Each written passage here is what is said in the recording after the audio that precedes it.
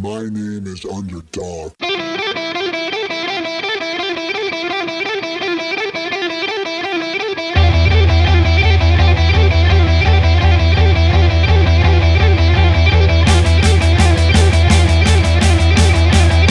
Tired of these Canadian winners.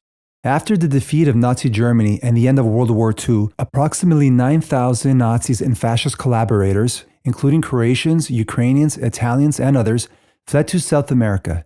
They escaped using ratlines, secret routes that helped them evade justice.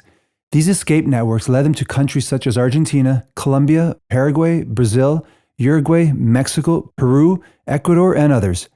Many changed their names on forged passports, often with assistance from sympathetic institutions such as the Red Cross and the Vatican.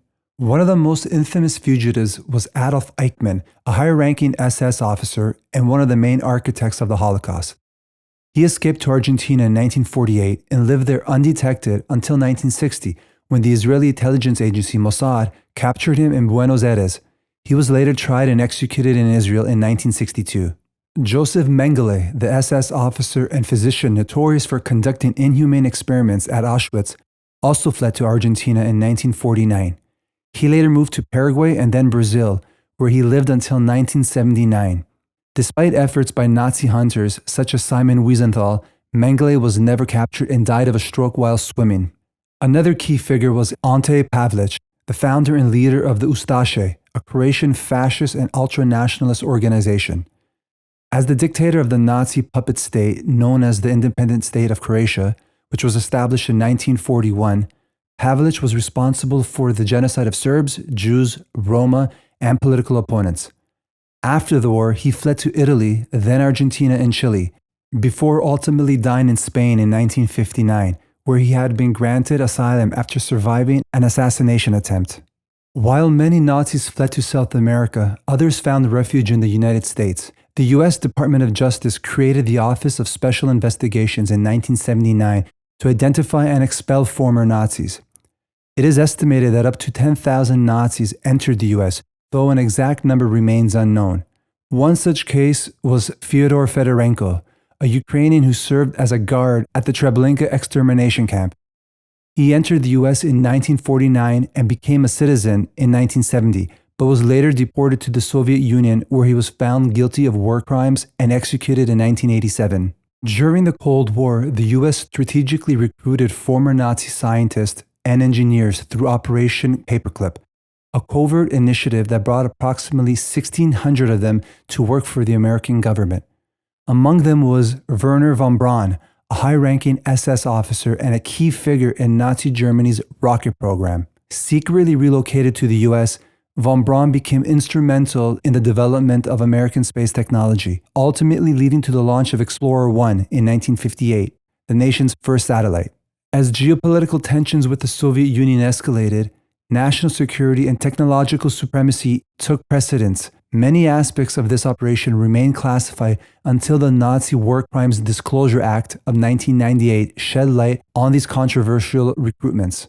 Canada has been notably less forthcoming about its own handling of Nazi war criminals.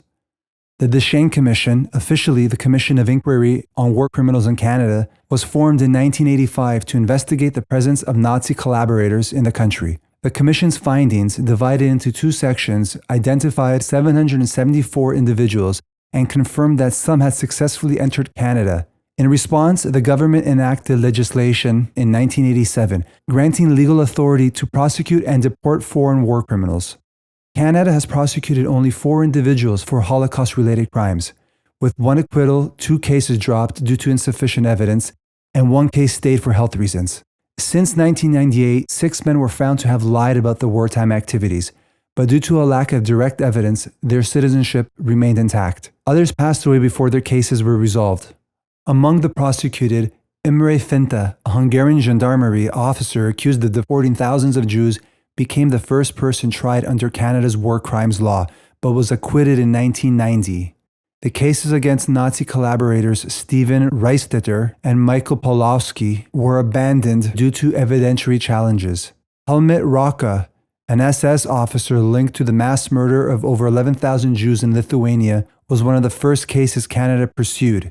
Extradited to West Germany in 1982, He died in 1983 before trial. Another, Michael Seifert, a SS prison guard, was convicted in Italy in 2000, deported from Canada in 2008, and died in an Italian prison in 2010.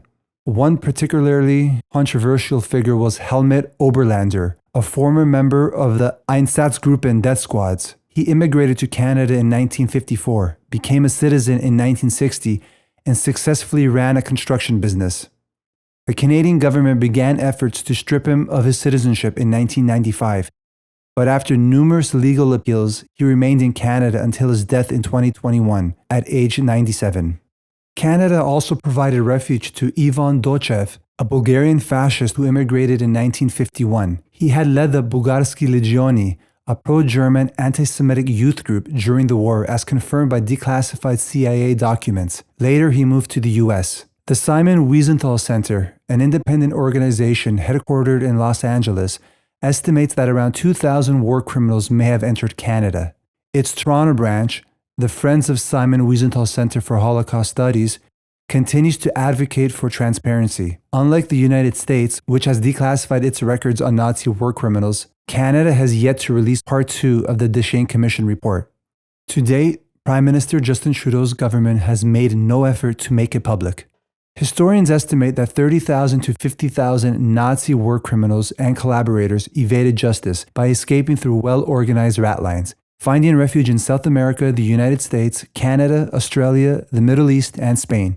Many were aided by sympathetic networks and intelligence agencies. Despite efforts to hold them accountable, only around 5,000 to 10,000 were ever prosecuted worldwide. The Cold War, political interest, and government inaction played a significant role in limiting the scope of justice. Do you think the handling of these cases was fair? Should Canada declassify Part 2 of the Deschênes report? Would a new government in Ottawa make it public? Let me know your thoughts in the comments. Hit the like button and subscribe for more upcoming videos.